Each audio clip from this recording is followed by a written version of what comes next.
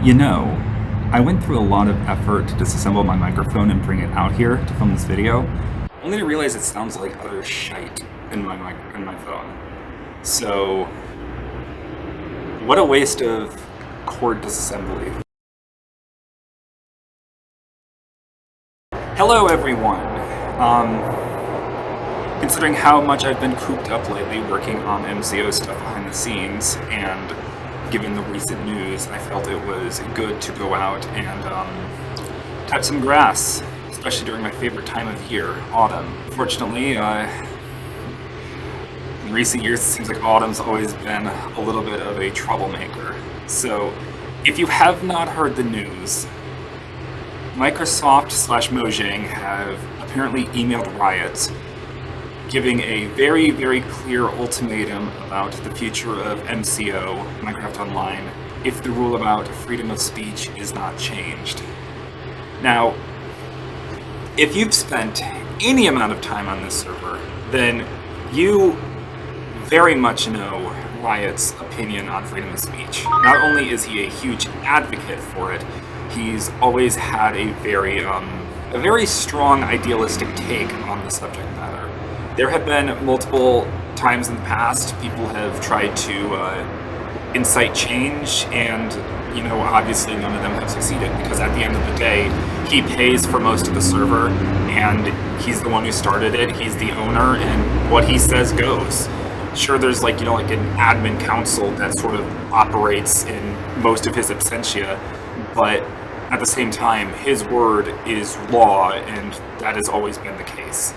So I'm not really here to share most of my opinions today, because truth be told, I've always had very indecisive opinions on the freedom of speech rule. I guess I should just start by going through the Discord announcement that was made in case you had not seen it. I have it pulled up right here. I'm not going to read through the email itself, however, Riot did send an announcement in the MCO Discord, which is rare because A, he's not usually on the Discord at all, B, hearing him talk out publicly is also an exceedingly rare opportunity. Hell, even seeing him in game. Free speech under attack. Dear friends, I don't often post announcements of this sort, but I feel it's very important for you all to know what's currently going on. From the very start, over 15 years ago, one of the key founding principles of MinecraftOnline has been free speech, and there's a hyperlink to the wiki. What started out as an uncontroversial common-sense policy has proved to be a cornerstone of this increasingly unique community. As time has passed on, Western society has wavered back and forth in its political leanings. Free speech has repeatedly come under attack for political reasons. It has now become common to see arrests for posts on social media in countries such as Britain and Germany. Breaking out real quick, obviously I live in the States, I don't know about that. In the name of political control, which have taken over numbers of even traditionally totalitarian countries such as China and Russia, a truly dystopian nightmare for freedom of expression and personal liberty. Throughout this decade and a half of change, MinecraftOnline has held steadfast as to its libertarian principles and remained an oasis of freedom and openness in an increasingly closed and controlled internet. That is, until now. Microsoft, through their subsidiary Mojang, has issued an ultimatum to MinecraftOnline. We have been told to do away with our free speech policy, which long predates Microsoft's acquisition of Mojang, within 7 days or face a permanent block. If that happens, nobody will be able to play on MinecraftOnline again, and the 15-year history of this beloved server will come to a sudden and bitter end. The full email we received today, signed facelessly as only Mojang enforcement, is included below. This email makes extremely vague claims about harmful interactions and hurtful comments, and we are asking Microsoft to clarify what specific interactions and comments they consider harmful. In the meantime, please spread the word, share this info on social media, defend free speech. It's alright. So, what exactly happened? As he said, and as most of you all probably know, from the very beginning, MCO has had a very, very strong advocacy for freedom of speech. And unfortunately, when it comes to that kind of thing, there are going to be bad actors who, take that and, well, I shouldn't say these are bad actors. These are bad actors in my opinion, because for all I know, he completely supports these people in their beliefs and sharing their beliefs. But there are people who have definitely pushed the border of what I personally believe is socially acceptable on Minecraft Online. Now, I'm not here to make a case for any of that or do anything like that. That's not the intent of this video. But my point is, I feel like it is most likely these people that, you know, I'm not going to name names, but if you've been around the community, you know who they are. Usually they're around for a while and then they get banned for one reason or another for breaking some other rule. They certainly haven't put a very good face on the community, and I wouldn't be surprised if people in the community who did not like them, or maybe even these people themselves, because some of them have like serious, for lack of a better word, hate boners for the server, have taken these messages and sent them to Mojang in order to kind of stir or cause this kind of situation. Unfortunately, whatever the case, they do have an impact on the server. They have had impacts on the server in the past. The freedom of speech rule has, you know, it's always been kind of a gray area for a lot of people. Some people absolutely love it, some people don't. As with many things on MCO, people have lots of varying opinions. But whatever your thoughts on it are, it might be finally coming to an end. Like I said, Riot has always had a very strong idealistic approach to the server, and like one good example of that is /ignore, which in my early days is something that never would have happened. Like, there's a lot of things in my early days that never would have happened, but the server did go through a lot of change, especially after the 1.12 update, and I feel like most of it was for the better. And one thing that eventually came was /ignore, which, you know, for the first time ever, you didn't need a secondary mod to shut somebody up you didn't like, especially if they were saying some heinous stuff. And I think it's also maybe worth noting that this isn't the first time MCO has had problems with Mojang publicly before. It is worth remembering that Mojang is a company. It's not, like, it's very easy to see companies as one face or one faceless entity, but that's not always how it works. That's almost never how it works when it comes to big ones. There are a bunch of different teams all working together under this overlord. So of course in the past, you know, we had the whole blacklist back when the server had some of its legacy pay-to-win elements from back in much earlier Minecraft, when that was a lot more socially acceptable. And then those were removed, the blacklist was gone, that was done with that. Somewhat recently, they had an issue over the naming of the server, which I really shouldn't speculate, but that was, I believe, handled. That was actually somewhat recently too. Now we have this, which, you know, more problems. Unfortunately, for the first time, this actually runs the risk of what it feels like shutting down the server. So my belief is that it's Riot's hope to stir enough dialogue to put pressure on Mojang to hopefully rescind this request, because I know how he's made it clear how important freedom of speech is to him, and it is, you know, for better or for worse, one of the defining aspects of Minecraft Online, right there with no griefing. What exactly can we do right now? I guess wait. I mean, like I've said, most of it's definitely been pulled back a little bit over the years, but at the end of the day, there still is this huge opaque curtain between whatever's going on with the admin council and Riot. I believe Riot is probably having the most personal hand in this sort of discussion. And as a moderator, and as most of you who are probably players, there's not a lot we can do.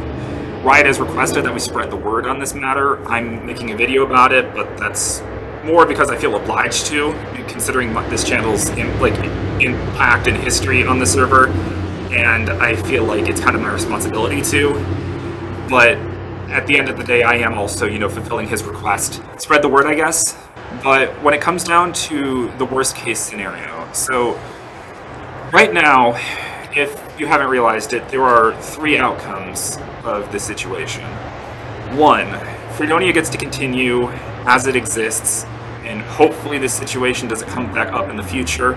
But right now, with how the winds are, I'm not really feeling that that's going to be the most likely outcome. However, that is, you know, entirely my speculation. I have absolutely no idea. I don't have any like inside sources or anything on this. So if that doesn't end up being the case, there's 2 options, which are the ones Mojang is presenting themselves. One is MCO rescinds or amends its freedom of speech rule in a way that they are happy with. or they shut down the server. A server with 15 years of history, builds, and I mean, hell, even personally, I've put 9 years of my life and pretty much this YouTube channel into. It's a scary thought. It's a really scary thought. Personally, if it comes down to that, I really, really, really hope Riot compromises. Like, in my personal opinion, I feel like the history and the culture of MCO vastly outweighs keeping freedom of speech. Obviously, it's a very important, integral part of this community, but at the end of the day, it is just one part of that community. I mean, obviously, No Grief, I think, arguably has a much bigger impact on the server as a whole, because it's what's responsible for having this large-ass map with all of these builds that you can just walk through. It's a literal living museum of Minecraft history in a way that really no other server is. Like, throughout all its years, there's always been an active community through its highs and lows. You literally walk through the zones, the world borders, like, shit just changes as you walk around.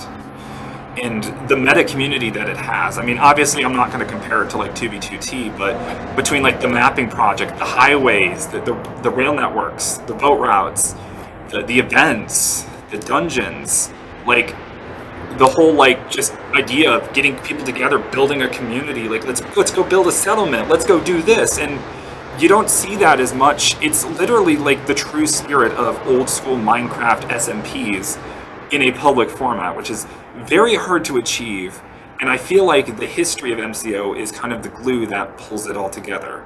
Not freedom of speech, not even just the anti-grief. It's the continued history of the server itself that keeps MCO together. And I don't want to see that go, personally, just because of freedom of speech. Obviously, I'm a little bit biased because I've tend to keep a more positive and I don't know how you call it, politically correct attitude in the community, and I definitely prefer players who play like that.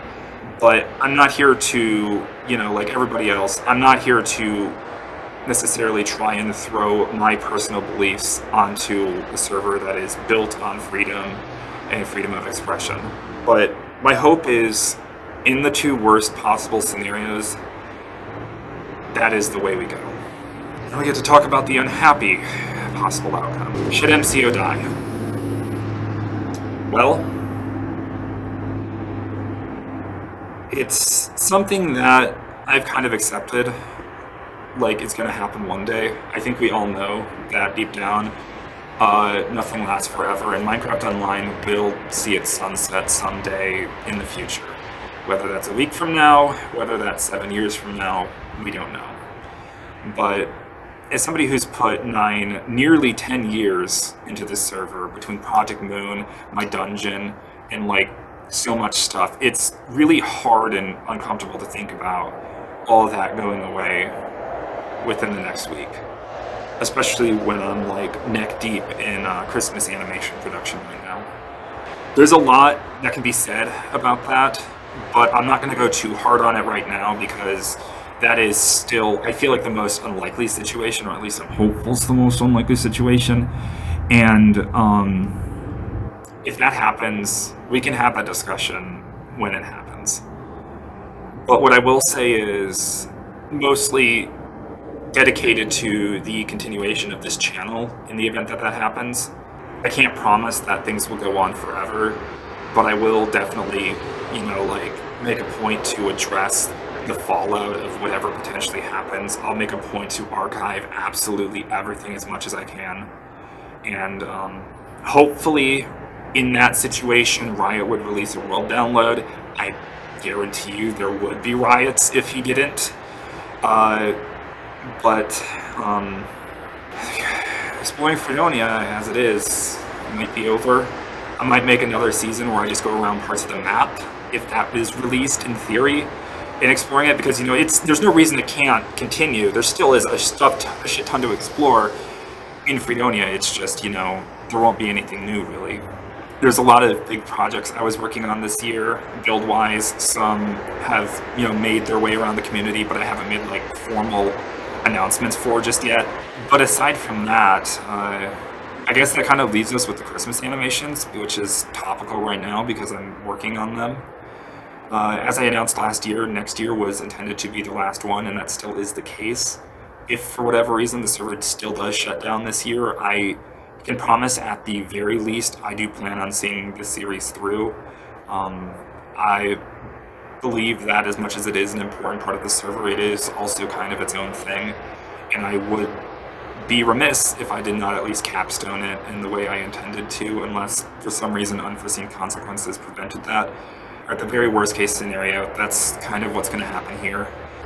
There's a lot more I could talk about in regards to that, but I'm going to hold my breath in the hopes that I won't need to. You know, this is something I felt like I kind of...